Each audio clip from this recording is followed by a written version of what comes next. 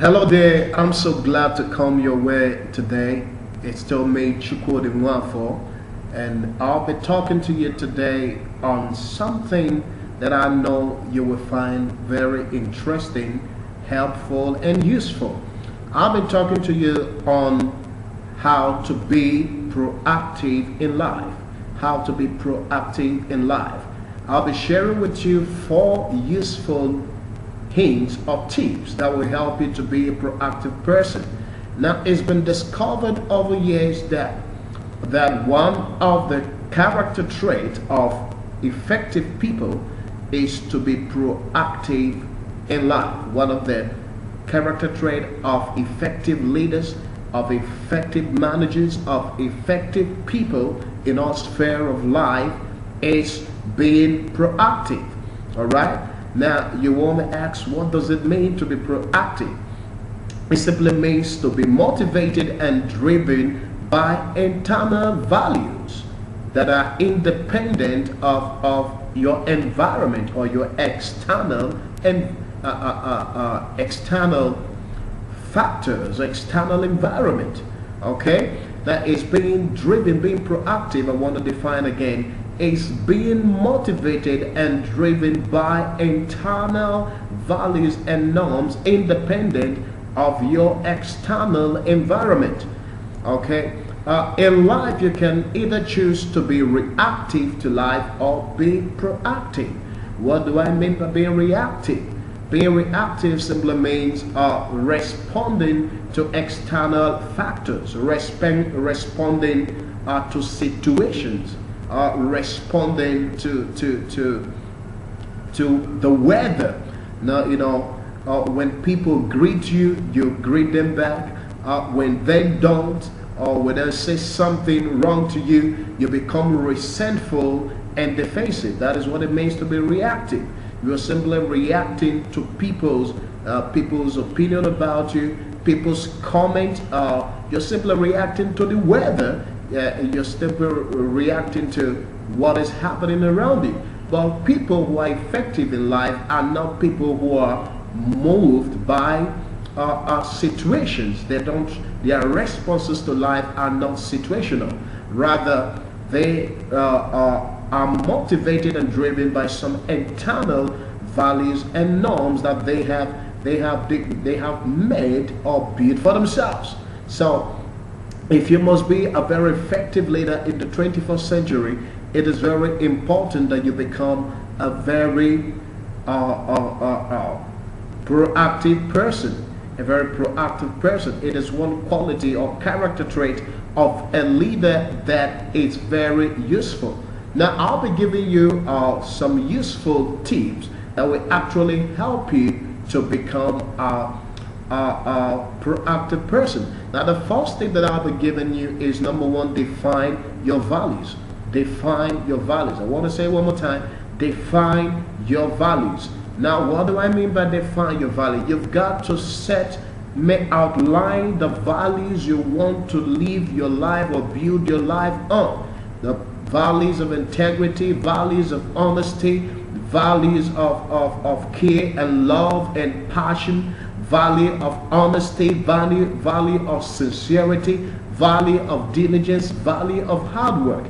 You've got to define your value. You've got to define the kind of man you want to be. You've got to define your value. You know, when you define your value, it helps you conceptualize yourself. It helps you understand the kind of man you are, so that you don't get reacting to things, because understanding the kind of man you are will help you. When you're conscious of your values, you're conscious of the kind of person you are, you don't just go down reacting to situations anyhow when you're conscious of the man you are. So the first thing you have to do is define your values. And I've just enumerated some of the values that is very important that you build your life on. Values of patience, values of diligence, values of hard work, values of love and care. Now, have this at the back of your mind, but conscious about these values.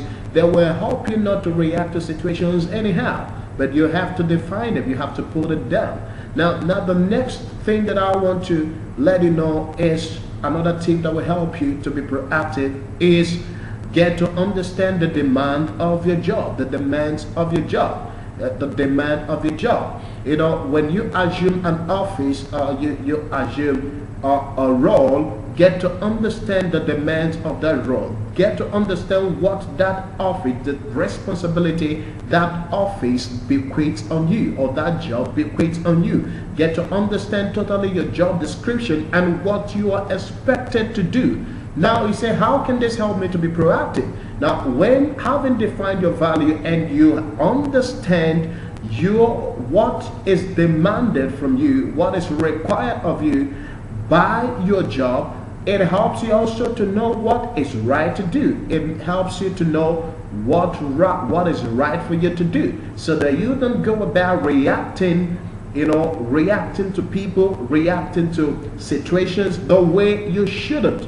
You understand what the description of your job is. You understand what you should be doing, the demands of your job. It helps you to channel your values aright.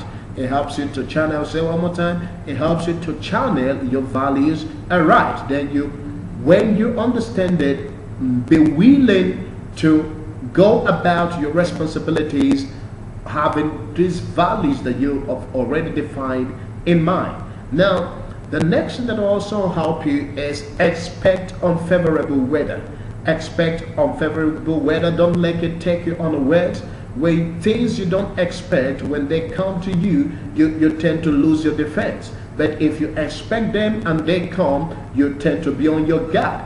Don't wake up every morning and go to the office and expect that everybody will be friendly to you. Don't expect that every customer that will come will be friendly.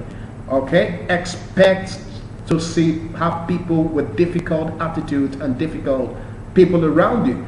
And make up your mind that none of these things will upset me. None of them will get me upset. So I wanted to, I've given you the first three. Define your values, understand the demands of the job, and expect unfavorable weather. Now the next and the last I'm going to give you, which is a little bit, some people ask me, why is this important? I want to say it's like the most important of them all. Having defined your value, having understood the description of your job, and having being expectant or being prepared to get the worst, then ignore them. Ignore it. Somebody asked me, how can I ignore it and then not ignore it? How can I ignore it? How can I ignore some unfavorable situations and not ignore it and still do something about it? Now, I want to make this clear. It depends on what the it is. Now, you don't react to a situation rightly by responding or reacting to that situation. I want to say one more time. You don't react to a situation rightly by responding to that situation. You react to a situation rightly by having some degree of detachment from the situation and thereby be responding to your values. And that is why I said initially, you have to define your values. You have to define your values. So very important that you don't get responding to a situation emotionally, impulsively, and irrationally. You have to have some degree and some extent of detachment from that situation, and then allow yourself not to respond to situations, but rather respond to your values. Respond to the values you have built over years. Very, very important. Very, very important. Somebody say, does it mean I go about ignoring things around me?